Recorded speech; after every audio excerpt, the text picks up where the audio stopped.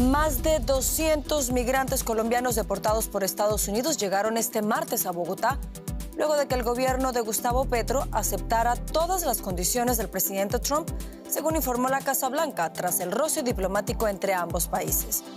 Con esta noticia comenzamos el informativo en Deutsche Welle. Yo soy Carol Guerrero, los saludo desde Berlín. Arrancamos con titulares. Los migrantes deportados por Estados Unidos llegaron a Bogotá a bordo de 2 aviones militares colombianos. La mano dura de Trump con la inmigración ilegal ha sido descrita por algunos deportados como una pesadilla americana. Y esta mano dura de Trump con la inmigración ilegal también ha motivado el cambio de planes de decenas de miles de personas que ya habían emprendido camino hacia los Estados Unidos. Ahora intentarán quedarse legalmente en México. El alto al fuego entre Israel y Hamás permite el regreso de cientos de miles de palestinos al norte de la Franja de Gaza. Quienes regresan a sus hogares denuncian que han encontrado solo ruinas.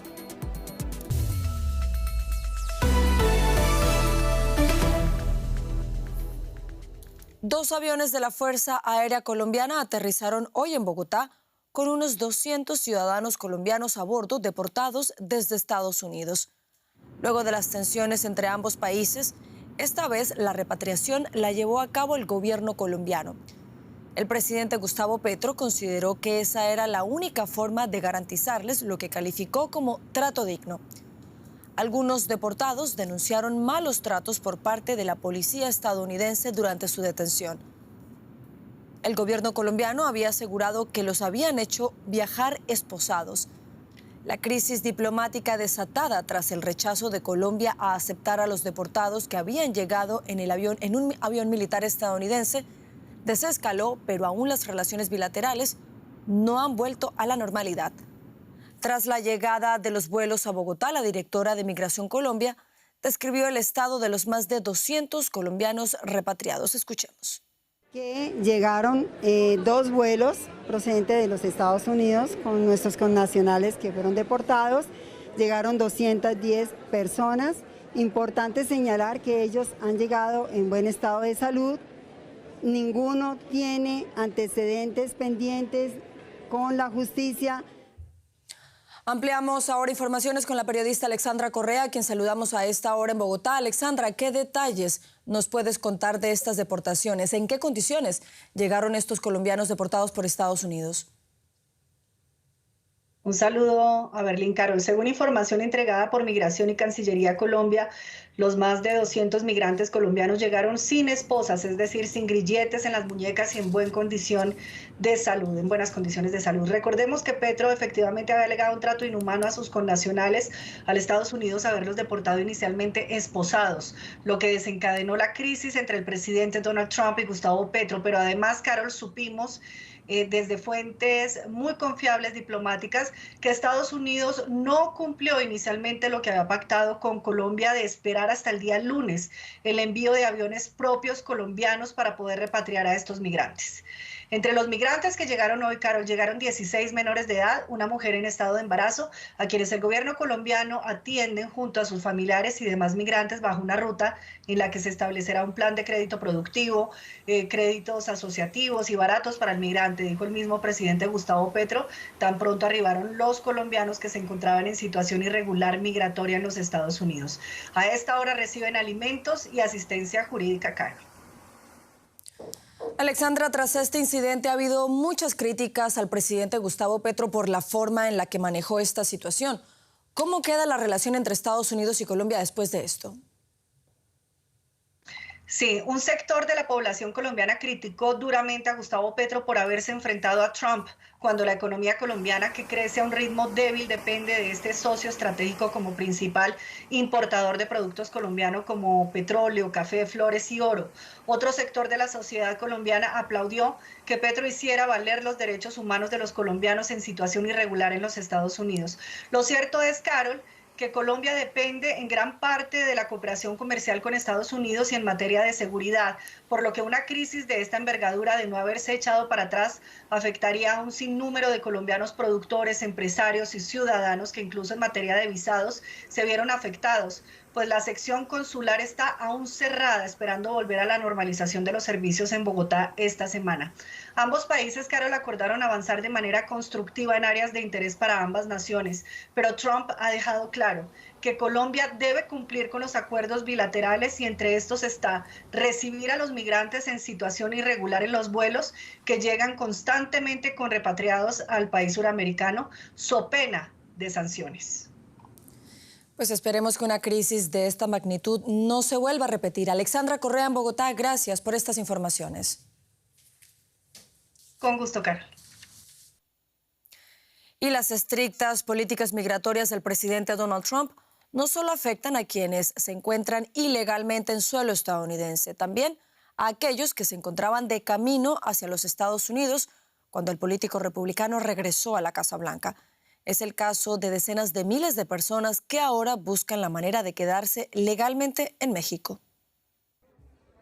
Las largas filas en México ya no se forman en los puntos fronterizos hacia Estados Unidos, sino en sitios como este.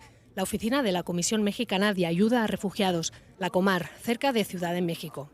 Son unas 1.500 personas provenientes en su mayoría de Haití y Venezuela que esperan su turno para iniciar trámites legales que les permitan quedarse en México y acceder a un empleo formal.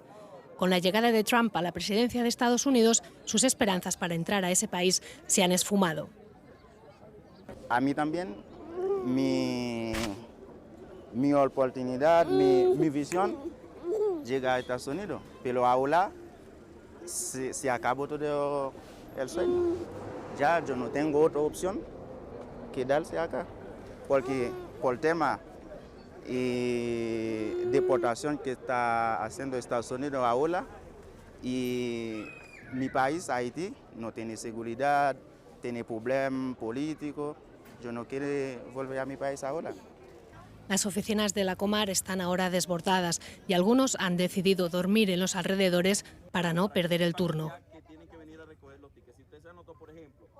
O sea, ¿para qué? Para evitar que la gente se quede aquí a perder el tiempo, porque la Comar solamente atiende 300 personas, de las cuales el jueves atendieron solamente a 115 personas y hay gente rezagada del jueves para el viernes, del viernes para el lunes. Por eso es que hoy hay gran cantidad de personas aquí en la cola esperando su turno para ser atendidos. Y en la otra cara de la moneda, el punto fronterizo de El Chaparral, en Tijuana, donde migrantes mexicanos son devueltos a su país. Desde que Trump asumió el cargo hace una semana, más de 4.000 personas han sido deportadas a México. La presidenta Claudia Sheinbaum destacó que, de momento, esto no supone un incremento sustantivo respecto a otras ocasiones. Sin embargo, el país se prepara por lo que pueda llegar. En la fronteriza Ciudad Juárez se han empezado a construir en tiempo récord estos albergues temporales con capacidad para cobijar a miles de personas. En total, se pondrán en marcha 9 centros de atención en los estados a lo largo de la frontera con Estados Unidos. Según un informe del Colegio de la Frontera Norte, alrededor de 5 millones de mexicanos indocumentados residen actualmente en Estados Unidos. El interrogante que se abre ahora es cuántos de ellos serán deportados a su país. Y ya nos acompaña Andrés Blumenkrantz, lo que quiere decir que vamos a la economía, pero seguimos hablando de Donald Trump. Seguimos hablando de Donald Trump y una medida radical en lo económico, Carol, porque el nuevo presidente de Estados Unidos ha ordenado suspender todos los envíos de subsidios y desembolsos de préstamos federales a partir de este martes. Una decisión que los legisladores de la oposición demócrata consideran un ataque directo a la autoridad del Congreso que ya había asignado esos recursos. La Casa Blanca, por su parte, defiende la congelación de gasto, asegura que no va a afectar a programas de ayuda como Medicare. La realidad, sin embargo, es que la medida genera incertidumbre porque podría detener programas públicos que afectan a millones de estadounidenses. Esta pausa ordenada por Trump, por ejemplo, podría retrasar el desembolso de millones de dólares para préstamos estudiantiles y tendría un impacto negativo en la investigación sanitaria, la asistencia alimentaria, la financiación de organizaciones de apoyo a veteranos y personas con discapacidad. Asimismo, la medida puede afectar a la ayuda destinada a zonas devastadas como California con sus incendios o Carolina del Norte, aquejada por graves inundaciones, ambos estados visitados por Trump la semana pasada. Allí el presidente prometió apoyo federal de inmediato. Fondos del Estado, del gobierno federal, congelados por $3 billones. Con medidas como esta, Trump hace uso del importante capital político que le dio su reelección y lo hace, por supuesto, como cualquier presidente, con una agenda política concreta. Y de eso vamos a hablar con Ana Nieto en Nueva York, que nos está escuchando. Ana, contanos primero de qué depende que vuelvan a fluir estos fondos, qué condiciones ha puesto Trump para desbloquearlos. Donald Trump ha dado hasta el 10 de febrero para evaluar que los desembolsos se hagan siguiendo los criterios que establecen sus políticas. Quiere eliminar programas de equidad, de diversidad, de inclusión, limitar el gasto en energías limpias y algo muy ambiguo como son los objetivos woke, que para su gobierno representa el avance de la justicia social. Con eso en mente ha detenido estos programas que desde la Casa Blanca calculan que afecta a unos $3 billones, pero según la Oficina Presupuestaria del Congreso puede ser una cantidad menor. Lo que no es menor es su impacto, porque deja de fluir dinero a programas de educación. Se ha cancelado los accesos al Medicaid, que es el servicio de salud para 70 millones de personas de bajos ingresos. Se teme por el futuro de las ayudas de alimentos a personas mayores, a centros de acogida, a centros de salud. De hecho, buena parte de los presupuestos, tanto estatales como municipales, dependen de estas subvenciones y préstamos. Por ejemplo, el del estado de Ohio en un 30%. Ya hay una demanda en los tribunales y se acusa al gobierno de incumplir una ley del Congreso, algo que es ilegal. El Partido Demócrata ya está hablando de una crisis constitucional. Ana, ¿estamos hablando de una medida coyuntural, concreta, con un objetivo, o esta congelación de desembolsos es la primera señal de cambios radicales en la gestión del presupuesto en Estados Unidos?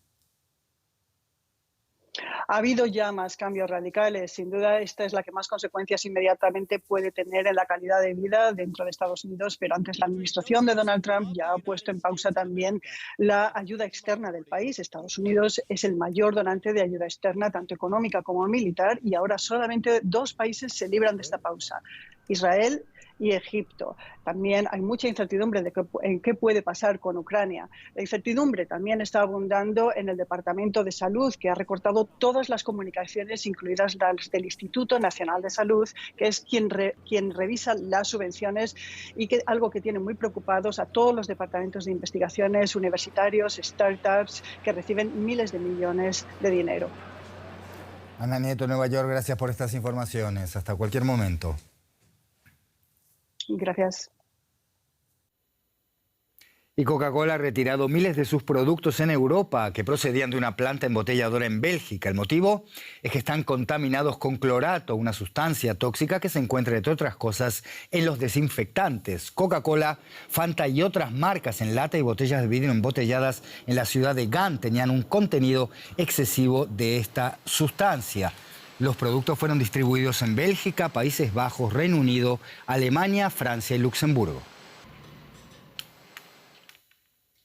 Más información con Carol Guerrero. Así es, Andrés, nos vamos a Gaza, porque allí cientos de miles de palestinos están regresando a lo que queda de sus hogares en el norte de la franja gracias al alto el fuego entre Israel y Hamás. El ejército israelí abrió el control en la carretera de Al-Rashid el lunes y dejó que las personas desplazadas en las zonas del sur de Gaza se trasladaran hacia el norte. Este alto el fuego entre Israel y Hamás ha entrado ya en su segunda semana.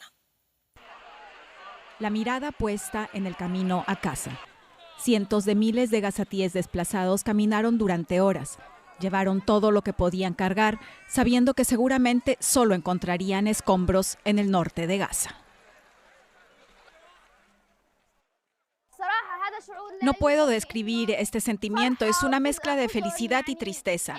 Estamos regresando, pero ya no tenemos una casa. Puedes verlo con tus propios ojos. Las palabras realmente no pueden describir lo que está sucediendo. Este día será recordado como un día histórico. No esperábamos que este día de regreso llegara nunca. La escena es a la vez terrible y rara. Hay tanta gente, pero están felices a pesar de su sufrimiento. Hay felicidad dentro. Yo también la siento. Según las condiciones del acuerdo del alto el fuego entre Israel y Hamás, los gazatíes desplazados pudieron regresar al norte después de 15 meses de guerra. Las Naciones Unidas dice que más de 200,000 personas regresaron el lunes.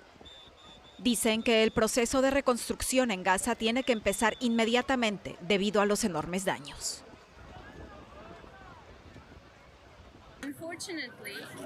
Desafortunadamente, miles de personas encontrarán sus hogares completamente destruidos.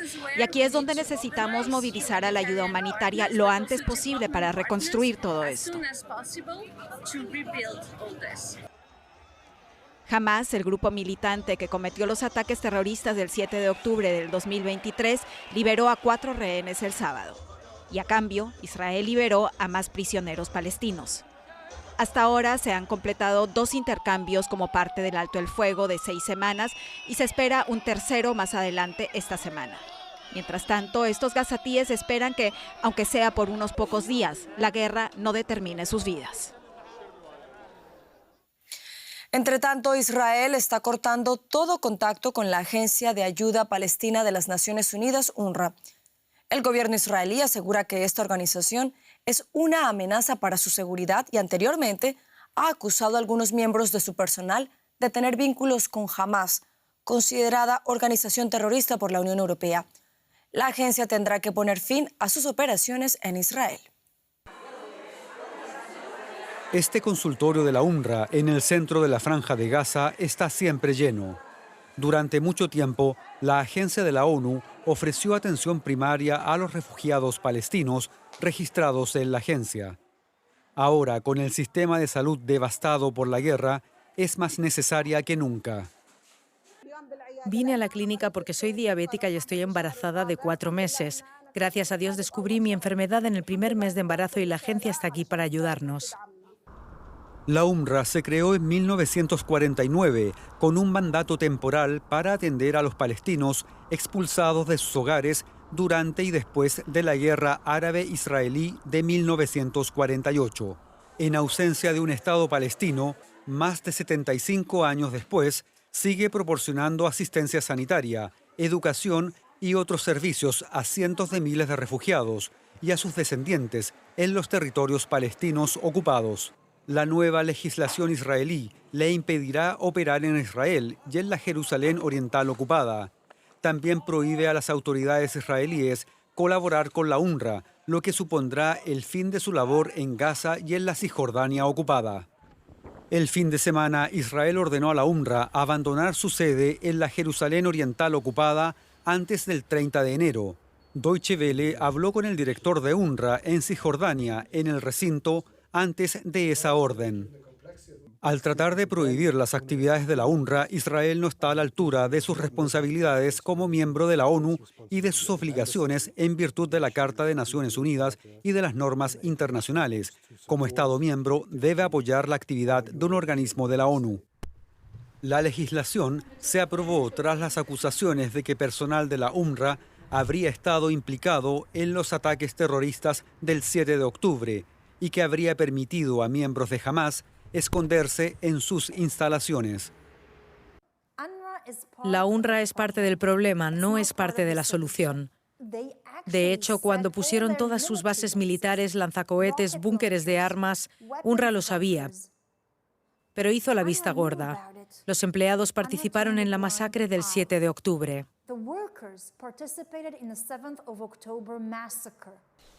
La UNRWA ha condenado sistemáticamente el ataque del 7 de octubre y ha investigado las acusaciones. Descubrió que 9 de los 13.000 empleados en Gaza podrían haber estado implicados y los despidió. Creemos que hay un sustituto para ellos. Sabemos que puede haber un sustituto para la UNRWA en el que el poder civil de esos servicios gubernamentales no esté en manos de Hamás. Y hasta que Naciones Unidas no limpie de Hamás esa organización y no le dé más poder civil a través de esta organización, no cooperaremos con ellos. Pero sustituir a la UNRWA no es tan sencillo, aseguran sus funcionarios. La diferencia entre la UNRWA y otras agencias de la ONU es que UNRWA es la única con mandato para proporcionar estos servicios similares a los de un gobierno, servicios públicos. Ninguna otra agencia de la ONU puede hacerlo. No está dentro de su mandato ni tienen la capacidad para asumir ese papel sobre el terreno. Con la franja de Gaza destruida tras 15 meses de guerra, quienes dependen de los servicios de la UNRWA temen por el futuro. La UNRWA es el primer apoyo para el pueblo palestino. Si no están, ¿cómo viviremos sin los servicios de la UNRWA? No podremos vivir. Si la UNRWA deja de funcionar, los observadores afirman que el derecho internacional obliga a Israel a llenar ese vacío. Sin embargo, por el momento no está claro quién asumirá sus funciones. Vamos ahora con un resumen de otros hechos que también son noticia en esta jornada. En el sur del Líbano, al menos 24 personas resultaron heridas por ataques del ejército israelí. Este tipo de ofensivas han dejado más de 20 fallecidos y decenas de heridos desde que el domingo expiró el plazo marcado en el acuerdo de tregua entre Israel y el grupo Hezbollah, considerado terrorista por Alemania, para que las tropas israelíes abandonen el Líbano. El gobierno libanés aceptó un aplazamiento hasta el 18 de febrero que ha sido rechazado por Hezbollah. El ministro israelí de Defensa, Israel Katz, afirma que sus fuerzas permanecerán indefinidamente en el lado sirio del monte Hermón, en los altos del Golán. El ejército israelí ocupó esta zona desmilitarizada tras la caída del régimen de Bashar al-Assad. Entonces aseguró que la ocupación sería temporal. Ahora Katz afirma que el ejército se quedará para garantizar la seguridad de los israelíes. El primer ministro israelí Benjamin Netanyahu se convertirá la próxima semana en el primer líder extranjero invitado a la Casa Blanca en el segundo mandato de Donald Trump. Desde su regreso a la presidencia, Trump ha marcado un desvío de las posturas de la administración Biden, descongelando el envío de bombas pesadas y planteando una iniciativa para trasladar a los palestinos de la Franja de Gaza a países árabes como Egipto y Jordania. Vamos ahora a África. En República Democrática del Congo se han registrado intensos combates en los que han perdido la vida 17 cascos azules de Naciones Unidas. Según reportes, el grupo rebelde M23 y soldados de la vecina Ruanda han entrado en la ciudad oriental de Goma. El aeropuerto de esa localidad estaría bajo el control de los rebeldes. Miles de civiles han huido a través de la frontera hacia Ruanda. Rebeldes armados del grupo insurgente M23 patrullan las calles de Goma. Los enfrentamientos previos provocan el caos en la ciudad y obligan a huir a miles de personas. Las bombas caen sobre hospitales y asustan a la población. Ese es sin duda el objetivo, sembrar el terror. Ayer atacaron campos de desplazados. El M23 es uno de los 100 grupos armados que se disputan el control del este de la República Democrática del Congo, una región rica en minerales. La ONU acusa a Ruanda de instrumentalizar a los insurgentes para garantizarse así el acceso a los valiosos recursos. El conflicto con el M23 tiene sus raíces en las secuelas del genocidio de Ruanda en 1994, cuando más de 800.000 personas tutsis, en su mayoría, fueron asesinadas. Casi 1 millón de hutus ruandeses, muchos de ellos presuntamente implicados en las masacres, huyeron al este de la República Democrática del Congo. Ruanda acusa al ejército congoleño de protegerlos. El M23 está formado en su mayoría por tutsis. En 2012 lideraron un intento fallido de derrocar al gobierno congolés y ocuparon temporalmente la ciudad de Goma. Las negociaciones de paz llevadas a cabo entonces dejaron al grupo inactivo durante casi una década. Su despertar hace que surjan peticiones en la región para reactivar las negociaciones. Fue, es, y creo que seguirá siendo así, que el compromiso, el diálogo y las consultas son la única salida viable a la situación en la República Democrática del Congo. El personal de la ONU se retiró de Goma ante la escalada de violencia, limitando así el suministro en la zona. La ayuda alimentaria a Goma y aledaños se interrumpió temporalmente. Al Programa Mundial de Alimentos le preocupa la escasez de víveres en Goma y el aumento de los precios de los mismos, debido a que el aeropuerto y las principales carreteras de acceso dentro de la región han sido bloqueados. Pero para muchos congoleños huir no es ni seguro ni factible. Muchos permanecen en el lugar con la esperanza de que los combates acaben pronto y se evite una guerra mayor. Y hoy es el Día Mundial de la Acción frente al Calentamiento Terrestre, fecha establecida por la ONU para concienciar a la población mundial sobre los efectos de la crisis climática. En países como Brasil también se sienten los efectos de este fenómeno. La ciudad de Río de Janeiro se enfrenta a una intensa ola de calor con casi 40 grados centígrados y con sensación térmica de casi 50 grados. Esta situación extrema ha obligado a los cariocas a buscar formas creativas para combatir las temperaturas extremas. La playa de Ipanema, en Río de Janeiro. Durante el verano austral, millones de habitantes y visitantes acaban bañándose en sus aguas. Pero a veces ni tan siquiera el océano es suficiente. Vivimos un verano de 40 grados y hay gente que sigue haciendo mucho ejercicio o haciendo jogging. Yo, por ejemplo, lo hago y además voy al gimnasio. Esta bañera es excelente, aunque no lo parezca. Según entras, los músculos se sienten mejor. Es increíble. Es lo único que ayuda contra el calor.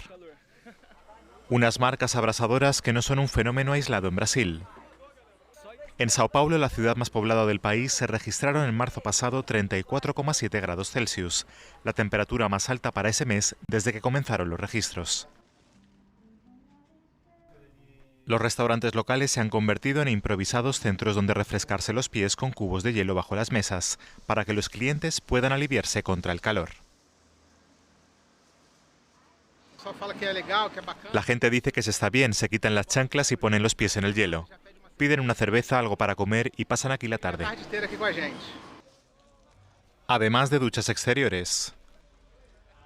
Pero aunque resulte más cómodo que estar a pleno sol, los científicos advierten que estos eventos climáticos extremos se volverán más frecuentes e intensos a medida que avance el cambio climático. De Brasil vamos a Francia porque el museo más visitado del mundo, el Louvre, va a ser remodelado. El presidente Emmanuel Macron anunció que el museo tendrá una gran entrada nueva para descongestionar la pirámide de cristal. La renovación también abrirá salas subterráneas y dará a la atracción estrella del museo, a Mona Lisa, su propia sala de exposición. La reforma costará unos 800 millones de euros y estará terminada en el año 2031. En el futuro es probable que los visitantes que no proceden de la Unión Europea tengan que pagar más dinero por las entradas. Y hasta aquí las noticias. Sigan conectados a Deutsche Welle. Yo los espero en menos de una hora con más noticias.